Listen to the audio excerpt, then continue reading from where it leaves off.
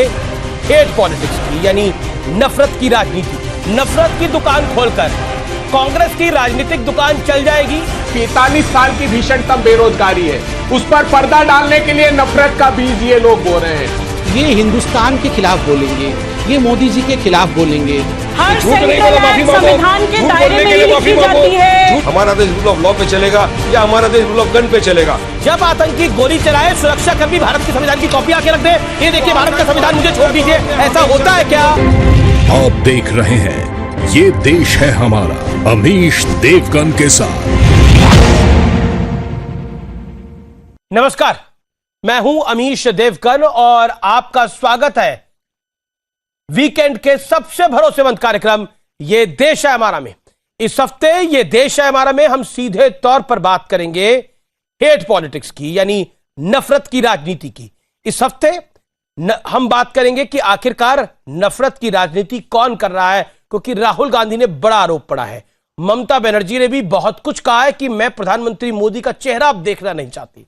तो नफरत की राजनीति कौन कर रहा है, इस हफ्ते ये देश है हमारा में इसकी बात होगी।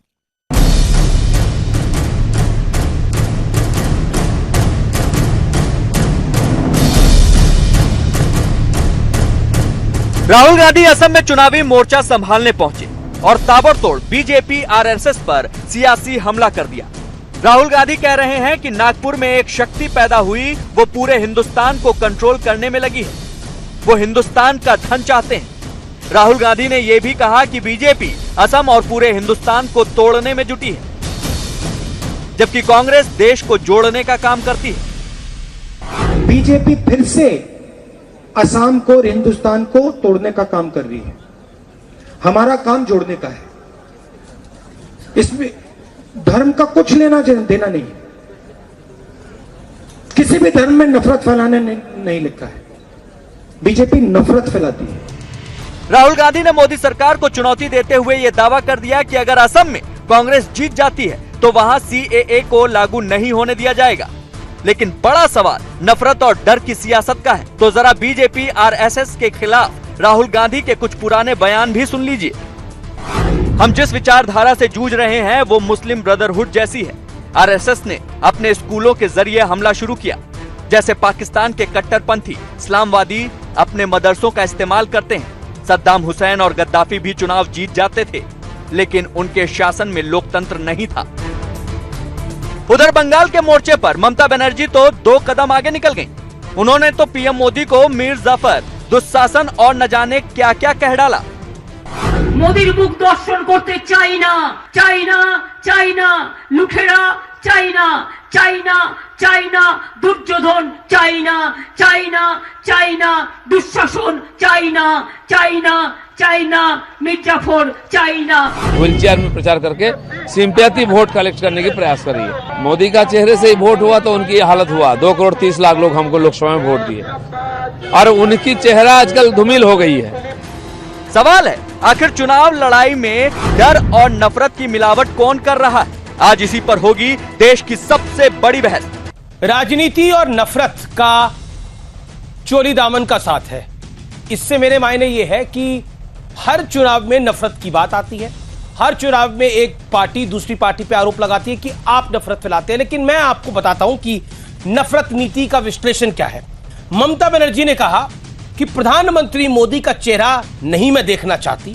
ममता बनर्जी ने प्रधानमंत्री मोदी को दंगेबाज, लुटेरा, दुर्योधन, दुशासन और मीर जाफर कहा। मैं बढ़ता हूं आगे। राहुल गांधी बोले नागपुर में पैदा हुई शक्ति पूरे देश को कंट्रोल करना चाहती है। राहुल गांधी ने बीजेपी पर बंटवारे की सियासत का भी आरोप मढ़ा। आरएसएस के स्कूलों को राहुल कुछ दिन पहले पाकिस्तान के कट्टरपंथी इस्लामावादी मदरसों जैसा बता चुके हैं। जो शिशु मंदिर होते हैं, जो गांव देहात में होते हैं, जो नक्सलाइट एरिया में होते हैं, वो शिशु मंदिरों को आरएसएस के कट्टरपंथी, यानी कहा गया कि वो आरएसएस के कट्टरपंथी स्कूल है। मैं बढ़ता हूं आगे। राहुल गांधी ने पीएम की तुलना सद्दाम हुसैन और मुअम्मर गद्दाफी से कर चुके हैं। हाल ही में एक डिस्कशन में आरएसएस की विचारधारा को राहुल गांधी मुस्लिम ब्रदरहुड जैसा भी बता चुके हैं। ये कुछ ऐसे बयान हैं जो नफरत नीति को कोट अनकोट दिखाते हैं और उसका विश्लेषण को बताते हैं। मैं बढ़ता हूं आगे और अब मेरे साथ आज कौन कौन जुड़ रहा है इस चर्चा के अंदर। मेरे साथ इस चर्चा में डॉक्टर संबित पात्रा हैं, भारतीय जनता पार्टी के प्रवक्ता हैं, इस समय बंगाल में हैं। मेरे साथ इस चर्चा में जुड़ रहे हैं अभय दुबे जी, कांग्रेस के प्रवक्ता हैं। मेरे साथ इस चर्चा में सुबुई खान, पेशे से एडवोकेट हैं और सोशल एक्टिविस्ट हैं। तमाम लोगों का अभिनंदन है। मेरे साथ वारिस पठान जुड़ेंगे, MIM के, उनका भी अभिनंदन है। आप तमाम लोगों का स्वागत है इस चर्चा में। संबित पात्रा, मैं सबसे पहले आपके पास आता हूं। आप नफरत की राजनीति करते हैं। RSS नागपुर से पूरे देश को कंट्रोल करना चाहता है, ऐसी शक्ति पैदा कर रहा है। दूसरी तरफ राहुल गांधी उससे पहले RSS को मुस्लिम ब्रदरहुड जैसा और शिशु मंदिरों को, जो शिशु मंदिर RSS चलाता है, वनवासी कल्याण आश्रम चलाता है, उसकी तुलना पाकिस्तान के इस्लामपंथी कट्टरवादी स्कूलों से कर चुके हैं। तो नफरत से ही आप बंगाल जीतना चाहते हैं और आसाम भी। देखिए अमीश भाई, नफरत का डेफिनेशन क्या होता है, नफरत की परिभाषा क्या होती है? मैं आपको बहुत ठंडे दिमाग से और आपके दर्शकों और श्रोताओं के लिए बताता हूं कि नफरत की जो परिभाषा है वो क्या होती है। 1947 में जब हिंदुस्तान का विभाजन हुआ, केवल और केवल एक व्यक्ति के एम्बिशन, एक व्यक्ति के महत्वाकांक्षा के लिए हुआ। हजारों हजार, लाखों लाख लोग मौत के घाट उतार दिए गए। वो होता है नफरत, वहां से आरंभ होता है नफरत। आप याद करिए 84 के दंगे, वो होता है नफरत। 3500 से अधिक सिखों को मार दिया गया, कत्लेआम हुआ उनका, सड़कों के ऊपर जिंदा जला दिया गया, टायर उनके गले में डालकर, ये होता है नफरत। नेली के दंगे, 5000 से अधिक लोग मारे गए असम के अंदर, वो होता है नफरत। भागलपुर के दंगर, हजारों लोगों को बिहार के भागलपुर में जिस प्रकार से मारा गया, वो होता है नफरत। नफरत होता है जब आप हिंदुस्तान के लोकतंत्र के विपरीत चलते हुए इमरजेंसी लगा देते हो, वो होता है लोकतंत्र से नफरत। नफरत होता है जब आप शौक से, आप बहुत गर्व के साथ कहते हो कि हमने कार सेवकों के ऊपर गोली चलाई और आवश्यकता पड़ती तो और 100 से भी अधिक कार सेवकों को गोली से भून देते, वो होता है नफरत। जब आप कहते हैं राम जी का मंदिर नहीं बनना चाहिए, वो होता है हिंदुओं के प्रति और भगवान राम के प्रति नफरत। जब आप गाड़ी से उतर कर कहते हैं कि मैं छोड़ूंगी नहीं, मैं तुम्हारी चमड़ी उधेड़ दूंगी अगर आप जय श्री राम कहेंगे, तो वो होता है नफरत। नफरत वो होता है जब कांग्रेस पार्टी कहती है तू जाके चाय बेच, तू चाय बेचने वाला आदमी तू कैसे चला है प्रधानमंत्री बनने, और अगर हां चाय बेचना चाहता है तो कांग्रेस के अधिवेशन के बाहर हम तुम्हें दुकान मुहैया कराएंगे, वहां से तू चाय बेचना, वो होता है नफरत। नफरत होता है जब एक बहुत बड़े पार्टी के बड़े नेता कहते हैं 15 मिनट के लिए पुलिस हटा दो, फिर देखो हम हिंदुओं का हश्र क्या करते हैं, वो होता है नफरत। नफरत होता है जब कहा जाता है 100 करोड़ वर्सेस 15 करोड़, वो होता है नफरत। नफरत होता है हिंदुस्तान के खिलाफ जब कहा जाता है एक यूनिवर्सिटी में जाके हिंदुस्तान तेरे टुकड़े होंगे इंशाअल्लाह इंशाअल्लाह, अफजल हम शर्मिंदा हैं, तेरे कातिल जिंदा है, वो होता है नफरत। नफरत तब होता है जब सर्जिकल स्ट्राइक के बाद कहा जाता है ये तो खून की दलाली थी, ये तो पाकिस्तान के ऊपर विश्वासघात था। नफरत तब होता है जब आप हिंदुस्तान के खिलाफ आप साजिश करते हैं और इमरान खान उसका फायदा उठाता है, ये होता है नफरत। कांग्रेस पार्टी हिंदुओं से नफरत करती है, अपीजमेंट से प्यार करती है और हिंदुस्तान से भी नफरत करती है। ओके, अबे दुबे, राहुल गांधी ने बोला कि ये लोग नफरत फैलाते हैं। संबित पात्रा ने 1947 तक से 2021 तक नफरत की परिभाषा को समझाया और बताया। क्या आपको लगता है कि भारतीय जनता पार्टी जो केंद्र में शासन कर रही है, जो राहुल गांधी का आरोप है कि असम को भारत से तोड़ना चाहती है, क्या आप इस आरोप को सिद्ध कर सकते हैं कि बीजेपी की सरकार असम को भारत से तोड़ना चाहती है? इसके साक्ष्य कहां है? मैं इसको सिद्ध भी करूंगा, लेकिन पहले बताता हूं हिंदुओं से नफरत क्या होती है। हिंदुओं से नफरत वो होती है कि भारतीय जनता पार्टी की सरकार बिहार के मुंगेर में मां दुर्गा के अनुयायियों को नृशंस गोलियों से हत्या कर देती है। उनका कसूर सिर्फ इतना होता है कि वो मां दुर्गा को विसर्जित करने की कामना सरकार से करते हैं, ये नफरत होती है। हिंदुओं के प्रति नफरत वो होती है संबित पात्रा जी, जब आप देश के लौह पुरुष सरदार वल्लभ भाई पटेल को आरोपी बताते हो राष्ट्रीय स्वयंसेवक संघ की किताब में, और बंटवारे का खलनायक बताते हो, जो आज भी 100 रुपए में बिकती है, वो होती है नफरत।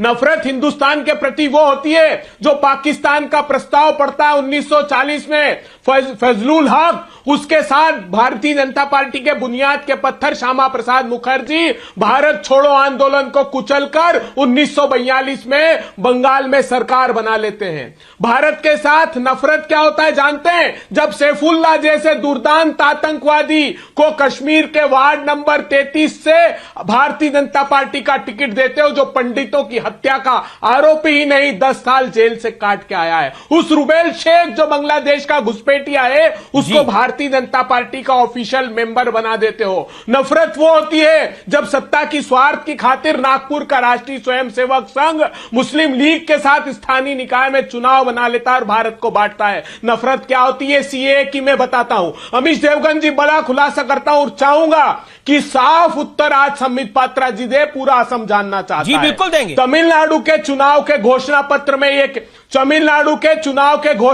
में ये कहते हैं कि सीएए लागू नहीं करेंगे। पश्चिम बंगाल जाते हैं तो लोगों को डराते हैं और असम में मौन साध लेते हैं। आज संबित पात्रा से पूछो कि असम में चुनाव के बाद या आज चुनाव के पहले ये सीएए को लागू करेंगे कि नहीं, क्योंकि 10 जनवरी 2020 को इन्होंने नोटिफाई कर दिया, लेकिन आज भी बंटवारा करके देश का लागू करने की बात असम में नहीं करते। इनसे कहिए, उसके बाद डिबेट में आगे बढ़ने दूंगा। इनसे कहिए कि असम में डिबेट को आगे बढ़ाना मेरा कार्य है, आपका काम है ना, डॉक्टर पात्रा का काम है।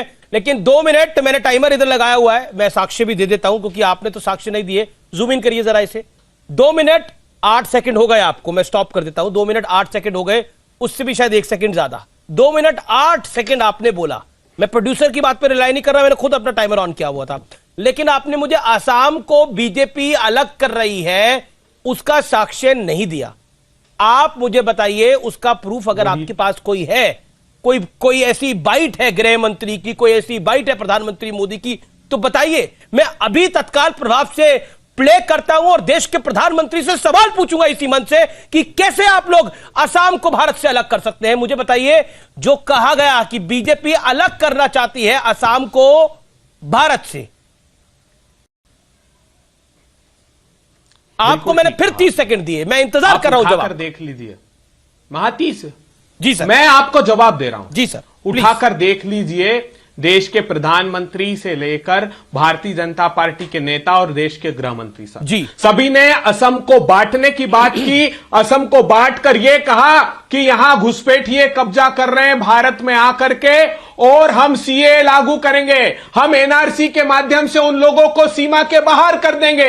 मैं आज देश के गृह मंत्री से पूछना चाहता हूं, संबित पात्रा जवाब दे, क्या आप सीए लागू करेंगे? क्या आप एनआरसी में जिनको चिन्हित किया है उनको बांग्लादेश की सीमा के बाहर कब भेजेंगे? पूरा असम जानना चाहता है। असम और देश को धोखा देना बंद कीजिए। और आखिरी सवाल, तमिलनाडु के घोषणा पत्र में यही आपके पास सबसे बड़ा प्रूफ था कि बीजेपी अलग करना चाह रही है असम। आपके पास सबसे बड़ा प्रूफ था ना, इसका तो कोई और बात नहीं है, क्योंकि मैंने बोला कि आप सबसे बड़ा प्रूफ लेके आइए। आपने बोला यही आपका सबसे बड़ा प्रूफ। मैं चाहता हूं ये बताएं एक लाइन में। अच्छा बोलिए, एक लाइन तमिलनाडु के घोषणा पत्र में क्यों कहा कि सीए लागू नहीं करेंगे? अपनी बात को रख लिया सर, मैं जवाब ले लेता हूं। यही आपका सबसे बड़ा सबूत है, आपने रख लिया। देखिए, निर्णय करने वाला मैं कोई नहीं होता, जनता जनार्दन है, वो निर्णय अपने आप करेगी। सोशल मीडिया का जमाना इस समय, फेसबुक से लेके इंस्टाग्राम पे ये शो लाइव जा रहा है, सब लोग देख रहे हैं, ट्विटर पे भी देख रहे हैं, आप अपनी राय देंगे, कू ऐप पे भी देख रहे हैं। मैं संबित का रुख करता हूं। संबित, अभी नफरत की राजनीति की एक परिभाषा आपने बताई, तो एक परिभाषा अभय दुबे ने भी बताने का प्रयास किया, कोशिश करी। क्या आपको लगता है ये जो हेट पॉलिटिक्स है, ये देश के लिए खतरनाक है? नहीं, आप सीए पर पूछिए पहले। हमें सीए पे जवाब देंगे तो समझ पाता है। असम में सीए लागू अबे दुबे आपने पूछा है ना। अमीश जी, मैं सब पे जवाब दूंगा, मगर मैं आपसे भी रिक्वेस्ट करूंगा कि आप टाइमर लगा के डिबेट करें। ये चिल्लाने से कोई लाभ नहीं, जनता कुछ समझ नहीं पाएगी। अबे जी, आपने अपनी बात को रखा, लागू करेंगे कि नहीं ये बताइए। ठीक है, आपने पूछा संबित, इसका भी जवाब दे दीजिए जी। सीए पर आपका क्या कहना है और हेट पॉलिटिक्स के ऊपर? अमीश जी, मैं बिल्कुल स्पष्ट, it is bad for the country. मैं स्पष्ट रूप से जवाब दे रहा हूं। अमीश जी, पहली बात है सीएए तो हम लागू करेंगे ही। अभी कोरोना काल के बाद ये सारा को सारा जो विषय आया है लागू होगा, ये तो पार्लियामेंट में अमित शाह जी ने कहा है। और देखिए, जहां तक एनआरसी और असम का विषय था वो तो सुप्रीम कोर्ट का विषय है। और याद करिए, जब एनआरसी आया तो सुप्रीम कोर्ट के जजमेंट के बाद ये कांग्रेस पार्टी के सुरजेवाला जी और पवन खेरा तो प्रेस कॉन्फ्रेंस कर रहे थे कि हम लेके आए जी एनआरसी, हम लेके आए, और आज तुरंत जो है ये यहां से डिस्टेंस कर रहे हैं अपने आप को। दूसरी बात है, मैं आपको बताऊं, आज जनता से कहूंगा इसको गूगल करके पढ़ लीजिए। आईएमडीटी एक्ट कांग्रेस पार्टी लेके आई थी। आईएमडीटी एक्ट के अनुसार कांग्रेस पार्टी ने कहा कोई घुसपैठिया नहीं है। अगर किसी को घुसपैठिया कहा जाएगा तो आपके ऊपर ये ओनस होता है प्रूफ करने के लिए कि वो घुसपैठिया है। सुप्रीम कोर्ट में सर्बानंद सोनोवाल जो मुख्यमंत्री हैं वो गए, और सर्बानंद सोनोवाल के उस पिटीशन पे सुप्रीम कोर्ट ने कहा कांग्रेस पार्टी ने एक्सटर्नल एग्रेशन अर्थात बाहरी ताकतों को मजबूत किया है आसाम के अंदर, और इससे आसाम टूट सकता है। इसलिए हम आईएमडीटी एक्ट को तत्कालीन प्रभाव से खारिज करते हैं। जनता इसको पढ़े और जाने कि कांग्रेस पार्टी किस प्रकार आसाम को हिंदुस्तान से अलग करने का साजिश कर रही थी। नंबर एक। नंबर दो, आर्टिकल 370 पर जिस दिन डिस्कशन हुआ था, आप याद करिए, अधीर रंजन चौधरी जी ने तुरंत खड़े होकर अमित शाह जी की आपत्ति की थी और कहा था कि अमित शाह जी आप कैसे आर्टिकल 370 पे डिबेट और डिस्कशन कर सकते हो, क्योंकि आर्टिकल 370 तो बायलैटरल विषय है। क्या आपने पाकिस्तान से परमिशन लिया? ये लोग वो हैं जो जम्मू कश्मीर को पाकिस्तान को देना चाहते थे, आसाम को हिंदुस्तान से अलग करना चाहते थे। वो बाइट आपका अधीर रंजन चौधरी का चलाना चाहिए। आप मैं बोल रहा हूं अभी दूध का दूध और पानी का पानी हो जाएगा। आप अधीर रंजन चौधरी का वो बाइट चला दीजिए जो पार्लियामेंट के अंदर अधीर रंजन चौधरी ने दिया कि ये तो बायलैटरल विषय है, इस पर कैसे। देखिए अमीश भाई, मैं तो इनके बीच में बिल्कुल चिल्ला नहीं रहा था, मगर अधीर रंजन चौधरी, मैं जनता जनार्दन से कहूंगा आप सब लोग ट्वीट करिए। अधीर रंजन चौधरी ने किस प्रकार से कहा था कि आर्टिकल 370 जो तारीख देखिए अमीश जी, मैं इनके बीच में एक बार भी चिल्लाया नहीं था। अबे जी क्या आपको लगता है, एक संबित मुझे 30 सेकंड दीजिए। Sambit hold on. अबे दुबे, आपको क्या लगता है कि नफरत की दुकान खोलकर कांग्रेस की राजनीतिक दुकान चल जाएगी? बीजेपी पे नफरत का आरोप लगाकर क्या आपको लगता है इससे आप आसाम, बंगाल, तमिलनाडु, केरल सब जीत जाएंगे? This is your political strategy? एक second, Sambit hold on, give him 30 seconds. Sambit, I will come to you. Amish Devgan ji, बहुत गंभीर सवाल आपने किया है। मैं एक लाइन में इसका उत्तर देना चाहता हूं। देखिए, पार्लियामेंट्री स्टैंडिंग कमेटी के सामने देश की आईबी और रॉ ने जो ऑब्जेक्शन फाइल किए थे सीए को लेकर, वो गंभीर आरोप सरकार पर है। उन्होंने कहा था कि दिसंबर 2014 राहुल गांधी कर रहे हैं उससे बंगाल, असम, केरल में कांग्रेस की पॉलिटिकल दुकान चल जाएगी। पौडीचेरी में, 5 राज्यों में कांग्रेस की पॉलिटिकल दुकान चल जाएगी। 30 second, your time starts now, quickly reply to this. Amish Devgan ji, Bharatiya Janata party ने देश को बेरोजगारी की आग में 45 साल की भीषणतम बेरोजगारी है, उस पर पर्दा डालने के लिए नफरत का बीज ये लोग बो रहे हैं। अमीश देवगन जी, 58 साल में सबसे बुरी क्रेडिट ग्रोथ उद्योग की हो गई है, उस पर पर्दा डालने के लिए नफरत की आग हिंदुस्तान में फैला रहे हैं। 48 साल बाद रूरल कंजम्पशन सबसे निचले स्तर पर है। आपने बात को रखा, अबे जी हुआ, अबे जी आपने अपनी बात को रखा, अब आप बीच में मत बोलिएगा। संबित बोलिए, पहले भी आप बीच में बोले, वो जायज नहीं है। संबित, योर टर्न, बोलिए। देखिए अमीश भाई, चूंकि ये डिबेट नफरत के ऊपर हो रहा है, मैं आपको कुछ उदाहरण देता हूं। आप याद करिए, अभी बाटला हाउस एनकाउंटर के ऊपर 3 दिन पहले एक कोर्ट का जजमेंट आया है, फांसी हुई है आतंकवाद को। आतंकवादी को जब पहली बार एनकाउंटर हुआ था आतंकवादी का, आप याद करिए यही सोनिया गांधी कितनी रोई थी, रात भर सो नहीं पाई थी आतंकवादियों के शव को देखकर। लेकिन और यही सोनिया गांधी और इन्हीं के लेफ्टिनेंट्स ने कहा था 26 नफरत की दुकान, नफरत का पर आरोप, नफरत वाला आरोप आप पर लगा के कांग्रेस की पॉलिटिकल दुकान चल सकती है। देखिए कांग्रेस, मैं आपको, देखिए इसमें कोई चिल्लाने की आवश्यकता नहीं, मैं आपको शांति से समझा देता हूं कांग्रेस में हो क्या रहा है। देखिए, अब तो पूरा हिंदुस्तान जानता था, धीरे धीरे कांग्रेस भी जान गई है कि ये राहुल गांधी के दुकान को खोलते खोलते कांग्रेस नामक दुकान बंद हो जाएगी। और कुछ भी कर ले, ये राहुल जी की दुकान चलने वाली नहीं है जी। कुछ भी कर ले, ये कितना भी उनको बेचने की कोशिश करिए, दुकान चल नहीं सकती है।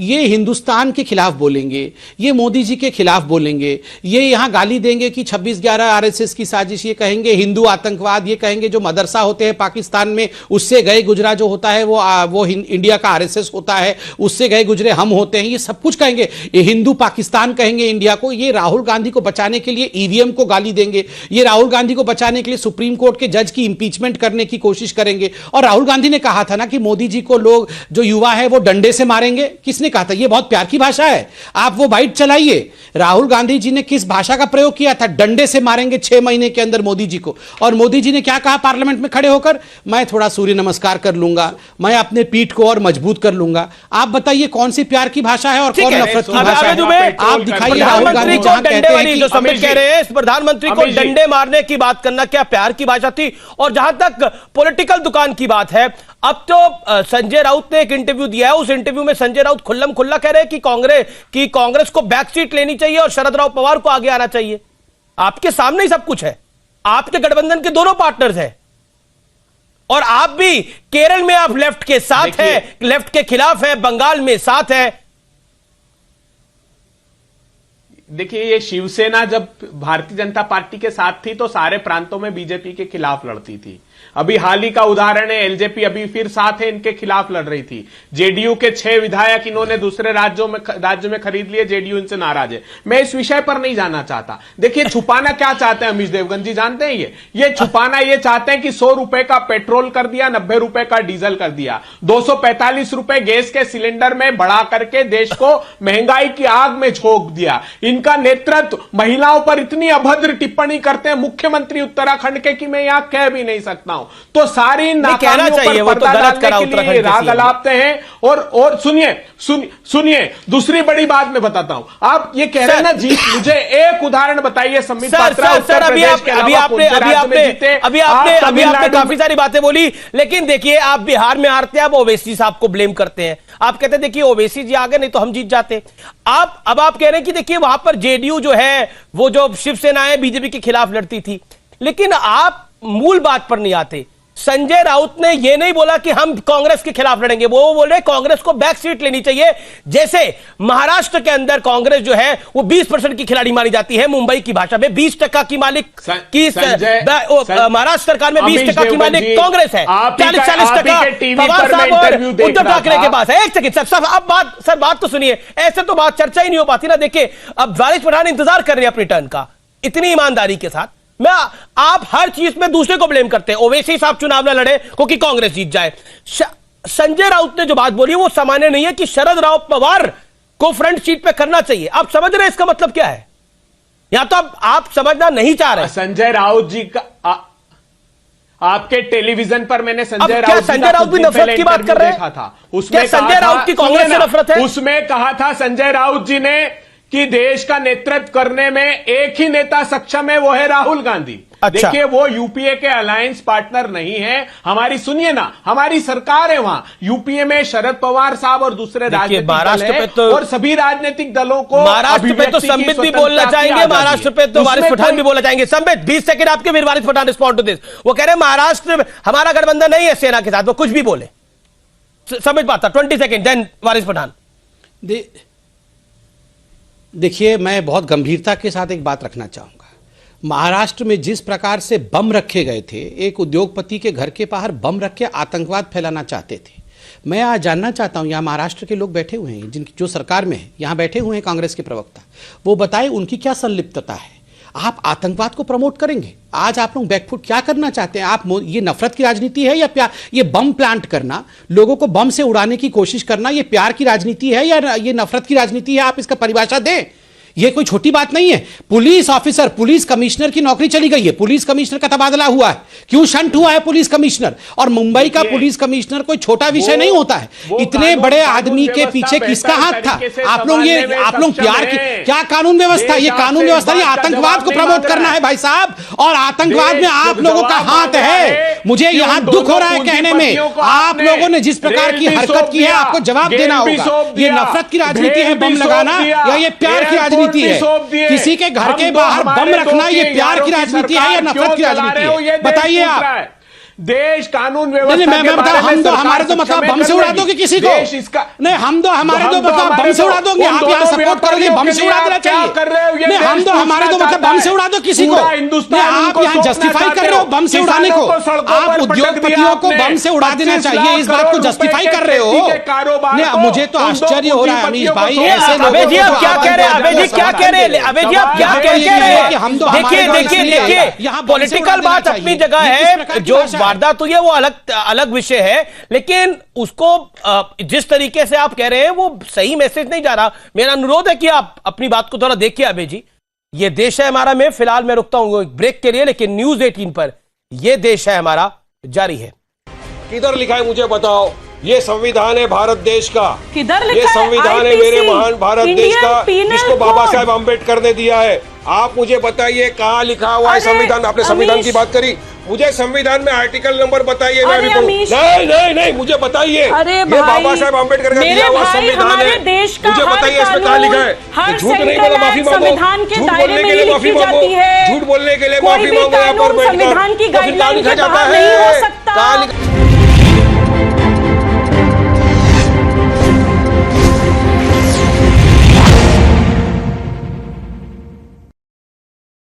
खबर भी जरूरी, इसलिए देखिए जरूरी खबरों का प्राइम टाइम न्यूज 18 प्राइम, सिर्फ न्यूज 18 राजस्थान पर।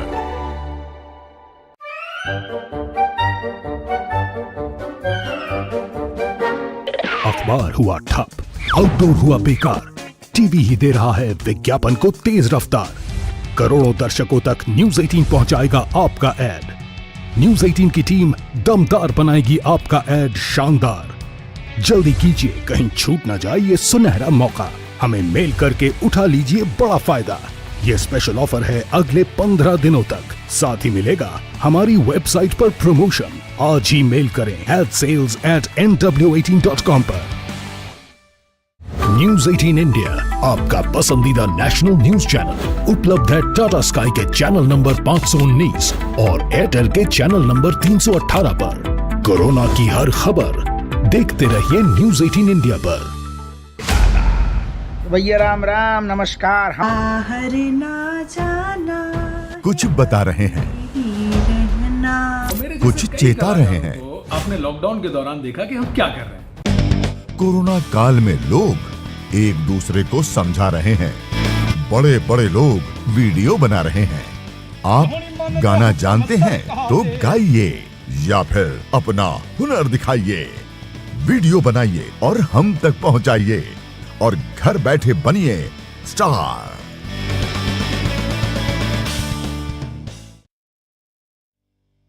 न्यूज 18 इंडिया, आपका पसंदीदा नेशनल न्यूज चैनल, उपलब्ध है डिश टीवी के चैनल नंबर 663 और D2H के चैनल नंबर 306 पर। कोरोना की हर खबर देखते रहिए न्यूज 18 इंडिया पर।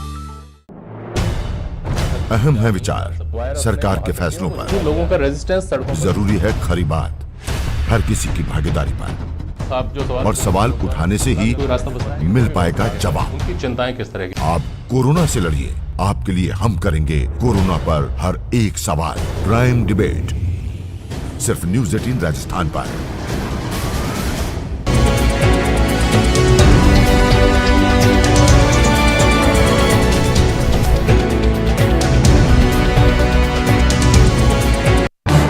इस न्यूज हेडलाइंस के प्रायोजक पेट सफा आयुर्वेदिक जूस।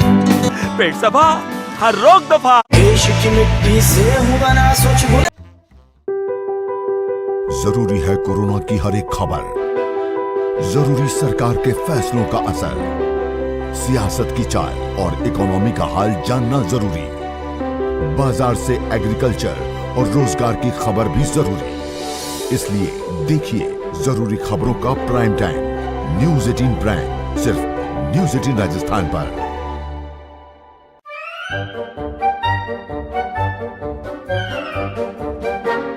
अखबार हुआ ठप, आउटडोर हुआ बेकार, टीवी ही दे रहा है विज्ञापन को तेज रफ्तार।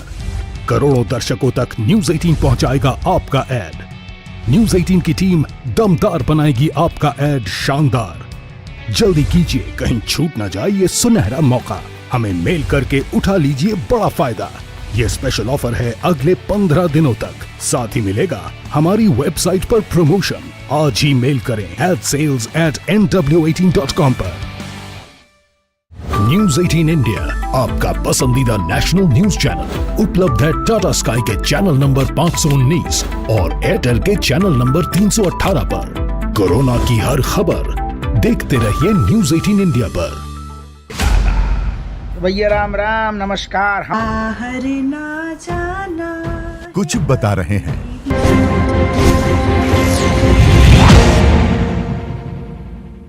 वारिस जी, नफरत की पॉलिटिक्स, लेकिन इस नफरत की पॉलिटिक्स में ओवैसी साहब को भी कांग्रेस भी घेरती है, बीजेपी भी घेरती है। वो कहती है ये भी ओवैसी साहब जो है वो पॉलिटिक्स ऑफ हेट करते हैं। और कांग्रेस के तो नाना प्रकार के आप पे आरोप है कि आप बी टीम है, सी टीम है, बिहार में वो आपकी वजह से हार गए, अभी महाराष्ट्र की भी बात हुई। क्या कहना चाहते हैं आप? देखिए अमीश भाई, ये बीजेपी और कांग्रेस में हमेशा से बोलता आ रहा हूं, दोनों एक ही सिक्के के दोनों पहलू है। एक हार्ड हिंदुत्व चल रहा है, एक सॉफ्ट हिंदुत्व चल रहा है। एक अपने आप को बड़ा हिंदुत्व मान रहा है तो राहुल गांधी अपने आप को जनेधारू हिंदू बोलते हैं।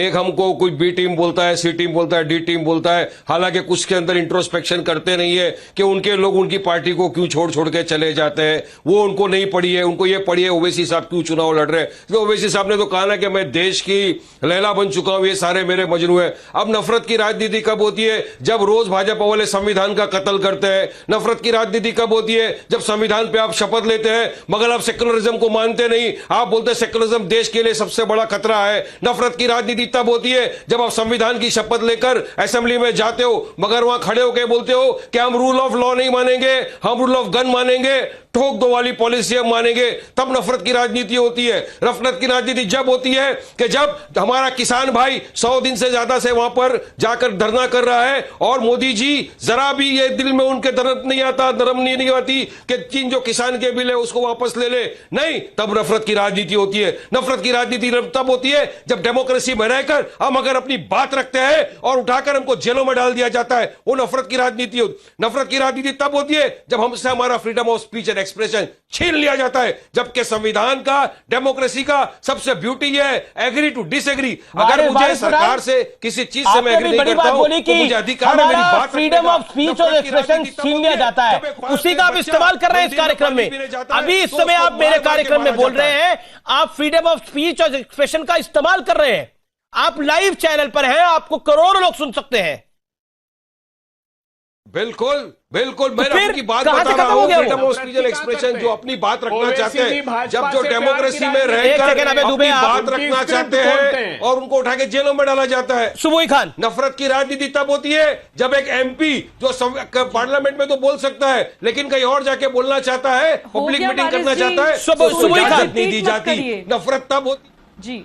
सुबोई खान, अमीश जी, नफरत की राजनीति। अमीश देखिए, दोहरा जी, नफरत की राजनीति अमीश, क्या आपको लगता है देश में हर पॉलिटिकल पार्टी करती है और अपनी अपनी सुविधा के अनुसार? मैं बड़ी लाइन बोल रहा हूं।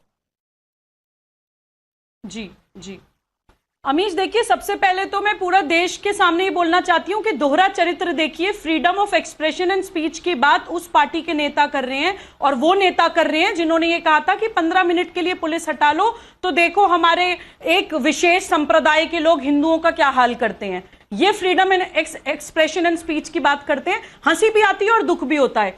चलिए खैर, मैं नफरत की राजनीति के ऊपर आज बोलना चाहती हूं कि नफरत का मतलब वो होता है जो इंसान को इंसान से बांटे। मैं किसी भी एक स्पेसिफिक पॉलिटिकल पार्टी का नाम नहीं लूंगी, लेकिन पूरा देश समझ जाएगा जो भी आपको माइनॉरिटी मेजॉरिटी में बांटे, जो भी आपको महिला पुरुष में बांटे, आपको काले गोरे में बांटे, आपको जाति संप्रदाय में बांटे, आपको दलित सवर्ण में बांटे, वो होती है नफरत की राजनीति। क्योंकि वो आपको आपकी एक सांस्कृतिक विरासत से तोड़कर एक स्मॉल ग्रुप बना देना चाहता है और फिर उस ग्रुप का नेता बन के आपके ऊपर राज करना चाहता है। प्रधानमंत्री की तुलना गद्दाफी, जब प्रधानमंत्री की तुलना, सुबोई खान 30 सेकंड में जवाब दीजिए, जब प्रधानमंत्री की तुलना गद्दाफी से होती है, जब प्रधानमंत्री की तुलना दुशासन से करने की प्रयास होता है, जब मीर जाफर कहा जाता है, तो वो कौन सी नफरत और कौन सा प्यार है?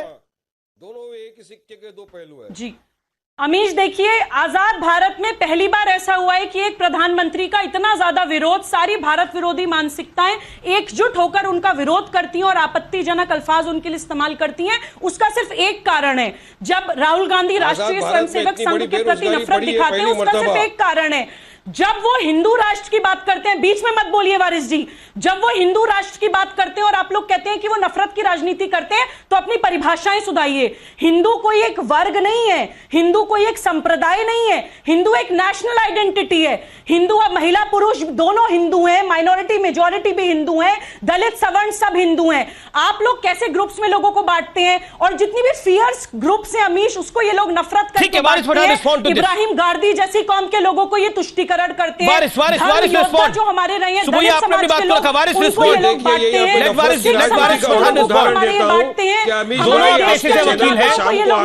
इस तरह की भाषा का उपयोग करते हैं। हमारे जो जननी है, जिनके बिना हमारा परमेश्वर भी पूरा नहीं हमारे भारत का भविष्य युवाओं को सही और गलत को गलत नहीं मानते, उसको नफरत की राजनीति कहते हैं। बोलिए वाइस प्रधान, बोलिए आप। अब मुझे बोलने दीजिए। देखिए, नफरत तब फैलती है देश के अंदर जब देश का युवा बोलता है कि मुझे रोजगार दो, मुझे रोजगार चाहिए, मगर उसकी कोई सुनता नहीं है, उसको रोजगार प्रोवाइड नहीं होता। जब देश का युवा बोलता है कि पेट्रोल डीजल गैस का भाव बढ़ गया है, मोदी जी उसका भाव कम करिए, मगर वो कम नहीं होता, उससे नफरत फैलती है। नफरत की राजनीति तब फैलती है कि जब राजनीतिक पार्टियां अपने मुद्दों से हट जाती है, डेवलपमेंट के मुद्दों से हट जाती है, विकास के मुद्दों से हट जाती है, आगे बढ़ने के मुद्दों से हट जाती है, जब एनकाउंटर में राजनीति जी मुझे अब 5 सेकंड दीजिए ना, मेरी कार्यक्रम में नफरत की राजनीति कांग्रेस वाले फैलाते हैं। सत्ता में रहने के लिए शिवसेना के साथ हाथ मिला दिया महाराष्ट्र में। आज शिवसेना ने क्या किया? वो एक शख्स जिसने ख्वाजा यूनुस का कोल्ड ब्लडेड कस्टडी के अंदर खून कर दिया था, उसको रीइंस्टेट किया। आज वो आ गया सामने, सीआईयू का हेड बना दिया। ये कांग्रेस उसके साथ में खड़ी हुई है। क्यों? अगर कांग्रेस को राहुल गांधी लेटर लिखे, अभी के अभी राहुल गांधी अपना समर्थन वापस ले, अभी के अभी राहुल गांधी को बोलो लेटर लिखो और अपना समर्थन वापस लो शिवसेना से, अभी वापस लो। वो शख्स वो है, मगर नहीं, राहुल गांधी को सत्ता चाहिए। आज महाराष्ट्र का सीएम असेंबली में खड़े होकर बोलता है कि हमको फकर है बाबरी मस्जिद गिराने पर, और ये कांग्रेस के बेशरम मंत्री वहां पर बैठ के सुनते हैं। क्या यही सेक्युलरिज्म है कांग्रेस का? मैं पूछना चाहता हूं कांग्रेस के प्रवक्ता को, उद्धव ठाकरे ने असेंबली में खड़े रहकर बाबरी मस्जिद वारिस पठान ने इस डिबेट को और ब्रॉड कर दिया है। वारिस पठान ने इस डिबेट को और ब्रॉड कर दिया है। मैं अभय दुबे को भी लेके आता हूं और संबित पात्रा को भी लेके आता हूं। संबित और अभय दुबे, ये कमाल है, ये कमाल है। ये जो आर्ट वर्क है, ये कमाल है। और ये आर्ट वर्क क्या है मैं आपको बताता हूं। बंगाल में आप आईएसएफ के साथ, असम में आप अजमल के साथ, बदरुद्दीन अजमल के साथ, केरल में आप मुस्लिम लीग के साथ खड़े थे, महाराष्ट्र में आप अल्ट्रा राइट विंग पार्टी कहे जाने वाली शिवसेना के साथ खड़े हैं।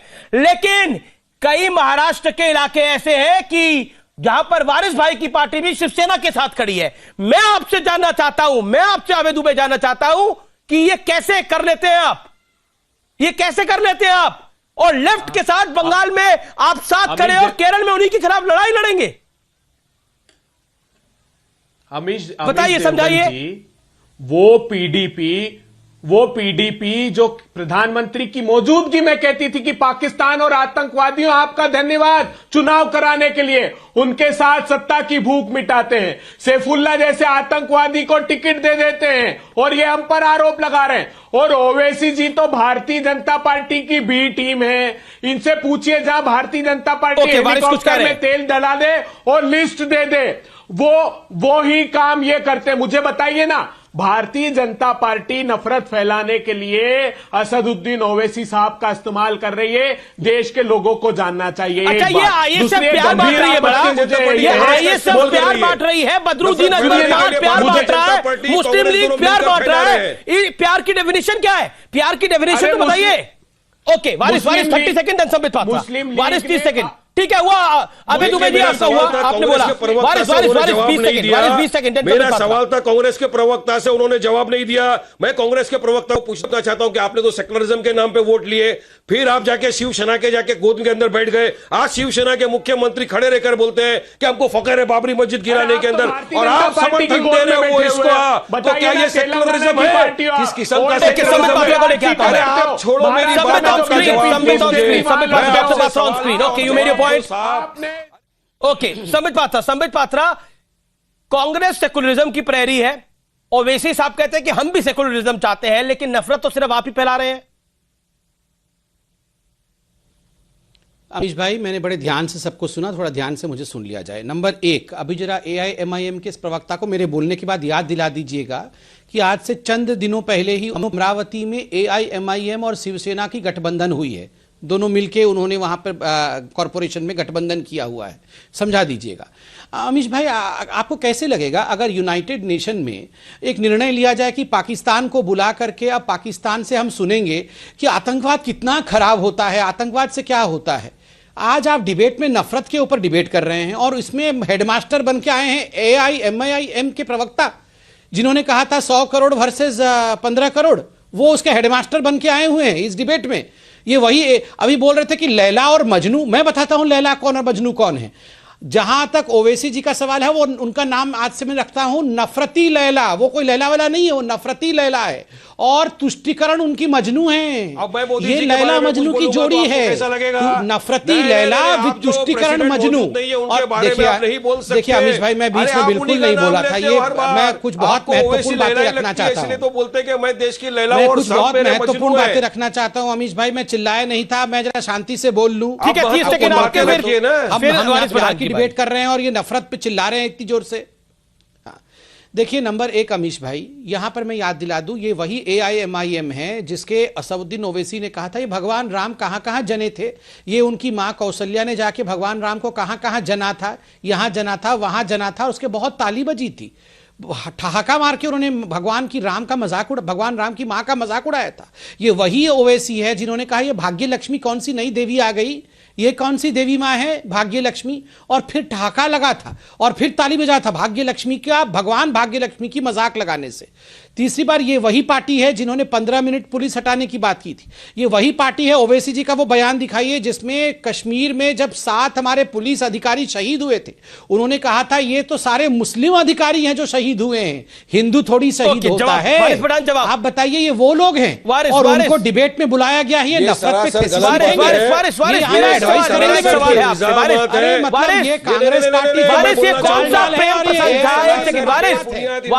कौन सा प्रेम प्रसंग था जिसमें ये कौन सा प्रेम प्रसंग था जिसके अंदर ओवैसी साहब उत्तर प्रदेश जाते हैं और वहां पर एनकाउंटर के भी धर्म देखते हैं, वो पूरी लिस्ट निकालते। देखिए 37% मुसलमान लोगों को मारा गया, यानी मुसलमान वो लोग जो कि अत्याचार कर रहे थे, लोगों को परेशान कर रहे थे, गैंगस्टर थे, उनको मारा गया। और उसमें 63% कौन थे उसकी गिनती वो भूल जाते हैं। अमीश भाई, ऐसा क्यों? ओवैसी साहब ने एम्पिरिकल डेटा बताया कि एनकाउंटर जो यूपी में, ओवैसी साहब ने एम्पिरिकल डेटा बताया कि यूपी में 2017 से 2020 के बीच में जो एनकाउंटर हुए उसमें 37% जो एनकाउंटर हुए मुसलमानों के हुए, 18% आबादी है मुसलमानों की। तो ऐसा क्यों है? उसमें लॉजिक था कि जब योगी चीफ मिनिस्टर के यूपी के असेंबली में खड़े होकर ये बोलते हैं कि अब हम रूल ऑफ लॉ नहीं मानेंगे, हम ठोक देने वाली आइडियोलॉजी को मानेंगे, तो ये तो रूल ऑफ गन से देश चलेगा क्या? हमने कहा संविधान के दायरे में रहकर आपको बात करनी चाहिए, और नफरत फैलती है ऐसी भाषा से। हर एनकाउंटर की जांच होती है, हर एनकाउंटर की जांच होती है कोर्ट द्वारा कि होती है कि नहीं होती जाता है। तो अगर कुछ गलत होगा तो कोर्ट पकड़ेगा। आप क्या चाहते हो कि आप क्या चाहते हो कि पुलिस चलेगा? तो उस मैं मानता, मैं उस थर्स्टी कॉप्स, वारिस भाई with all due respect, Waris Pathan, with all due respect, you quoted a word, empirical data. Okay, hold on, Waris Pathan. Waris, hold on. You quoted a word, empirical data. I will be happy. People of India will be happy. Bharat के कोटि लोग आपको नमन करेंगे, आपको नमन करेंगे कि आप उस empirical data में ये भी बताते, उसका empirical data भी बताते कि कितने लोगों को इन्होंने मारा, कितने पुलिस वालों को घायल करा, कितने पुलिस वालों को शहीद कर दिया इन लोगों ने। इंपेरिकल डाटा में ये भी बोलते हैं, लेकिन आपके इंपेरिकल डाटा में 37% मुसलमान थे, वो गलत है। आप क्या चाहते हो कि बस जो आरोपी पकड़ा उसको पुलिस गोली मार दे? आप ये चाहते हो? मैं ये चाहता हूं कि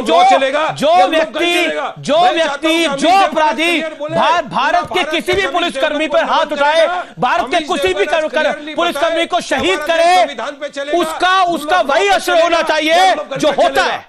संबित पात्रा इंपेरिकल डाटा ही quoted, Subui Khan empirical data ही quoted. Okay, let me get a Sambit respect, Sambit then Subui on Sambit 30 second, sharp 30 second चाहूंगा, शार्प 30 सेकंड डॉक्टर पात्रा।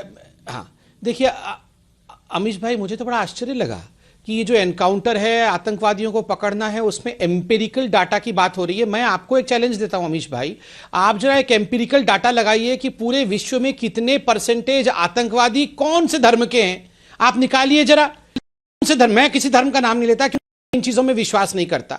ये बाकी समय तो कहते हैं आतंकवाद का धर्म नहीं होता, और जब फांसी हो जाती है और जब गोली चल जाती है तो कहते हैं मरने वाला तो मुसलमान है। ये कैसे हो सकता है? मतलब आतंक करने वाला उसका धर्म नहीं होता और मरने वाला मुसलमान हो जाता है, ये कैसे हो गया? मुझे तो समझ में नहीं आ रहा है। आप एम्पिरिकल डाटा निकालिए, पूरे विश्व में बम फटा, किसी का गला कट गया, कहीं पर आतंकवाद की हमले हुए, कौन से धर्म विशेष के लोग करते हैं? मैं विश्वास नहीं करता हूं, मैं तो मानता हूं धर्म नहीं होता। आप एम्पिरिकल डाटा निकालिए, 30 सेकंड, देन सुबुई खान जी।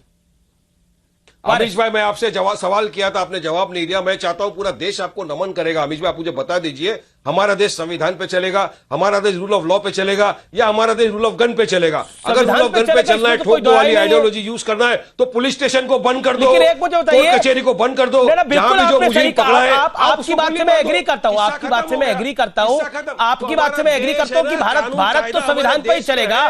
लेकिन आप मुझे बताइए, जब आतंकी गोली चलाए, सुरक्षाकर्मी भारत की संविधान की कॉपी आके रख दे, ये देखिए भारत का संविधान, मुझे छोड़ दीजिए। ऐसा होता है क्या? ऐसा होता है क्या? किस्म के वायलेंस और आतंकवादी गतिविधियों का हम हमेशा से खंडन करते आए थे, हैं और रहेंगे। अगर वो आदमी बिल्कुल ठीक है, सुबुई खान अजमल कसब पकड़ा था, उससे बड़ा सुबुई खान, आप तो पेशे से वकील भी हैं, वारिस भाई भी वकील हैं, दोनों आप लोग बड़े वकील हैं। अब आप सुप्रीम कोर्ट में प्रैक्टिस करती हैं, ये भी बॉम्बे हाई कोर्ट में प्रैक्टिस करते हैं। सुबुई खान, भारत का संविधान या गणतंत्र? सुबुई खान, ओके, वारिस मैंने आपको 30 सेकंड दिए थे, आपने वक्त लिया। वारिस पठान जी को वारिस जी, संविधान के लिए लड़ तो बहुत लिए आप, कभी संविधान उठा के पढ़ भी लीजिए।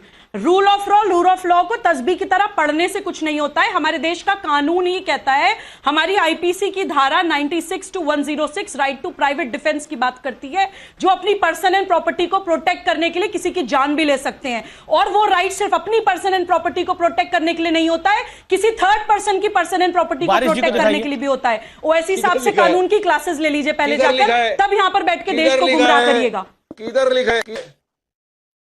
किधर लिखा है मुझे बताओ? ये संविधान है भारत देश का, किधर लिखा है? ये संविधान है मेरे महान भारत देश का, जिसको बाबा साहेब अम्बेडकर ने दिया है। आप मुझे बताइए कहाँ लिखा हुआ है संविधान? आपने संविधान की बात करी, मुझे संविधान में आर्टिकल नंबर बताइए, मैं भी पढ़ूं।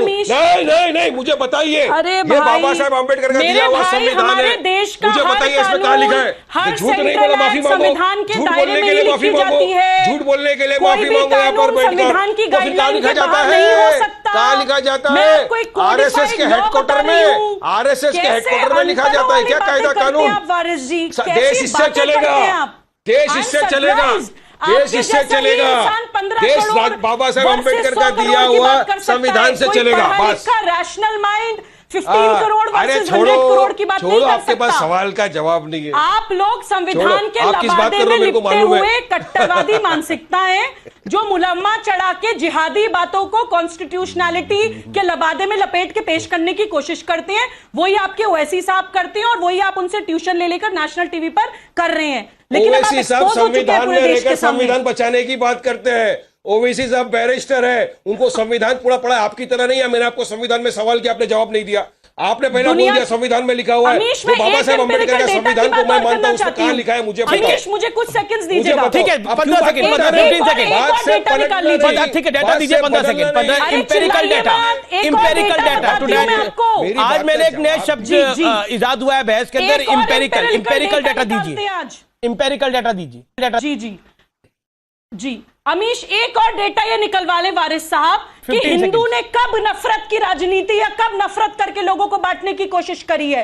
हिंदू ने कब कोई कंट्री इन्वेट करी है? हिंदू ने कब जाति, संप्रदाय और लिंग के आधार पे किसी को बांटा है? हिंदू ने कब लाशों पे अपनी सत्ता चलाने की कोशिश करी है? जी। इस्लामिक स्टेट की तरह पूरी दुनिया को हिंदू राष्ट्र बनाने के लिए लोगों का कत्लेआम कराए? फिलहाल ये देश है हमारा में इतना ही, लेकिन अब लाख टके की बात, और लाख टके की बात यह है कि भारत की राजनीति में नफरत की बात, यानी नफरत की राजनीति, हेट पॉलिटिक्स, सब लोग अपनी सुविधा अनुसार करते हैं, यानी हर पार्टी अपनी सुविधा अनुसार करती है, लेकिन बयान बहुत कुछ बताते हैं, बहुत कुछ दिखाते हैं, और उसका सबसे बेहतर इवैल्यूएशन, मूल्यांकन आप यानी जनता जनार्दन करते हैं। आपकी राय का मुझे इंतजार रहेगा @अमीश देवगन पर, हैशटैग ये देश है हमारा पर अपनी राय ट्विटर पर, इंस्टाग्राम पर, फेसबुक पर बेबाक रूप से दीजिए। मैं इंतजार कर रहा हूं। नमस्कार। न्यूज़ 18 पर यह देश है हमारा देखने के लिए।